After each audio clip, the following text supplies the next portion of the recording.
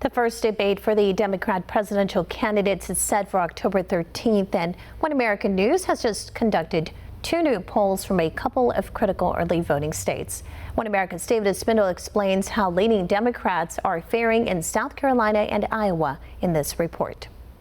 We are just under 2 weeks away from the first Democratic presidential debate in Las Vegas. And One American News surveyed more than 520 Democrats in South Carolina and 320 Democrats in Iowa to find out where the two early voting states stand on the upcoming elections. Are we going to win this election in 2016?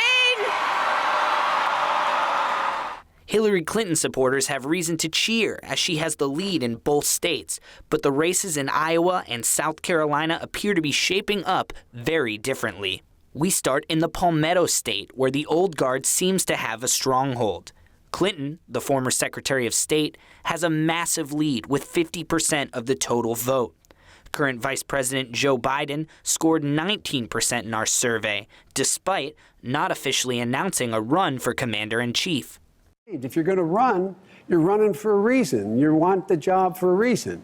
And if you can't state why you want the job, then there's a lot more lucrative opportunities other places. The third highest tally of voters, 17%, actually still remain undecided. Next is Vermont Senator Bernie Sanders. And that is what this campaign is about. It's bringing people together. Clinton's lead in South Carolina is commanding. Even if the vice president decides not to run and Sanders adds all of Biden's points and all of the undecided voters to his 13%, Sanders still would be behind Clinton.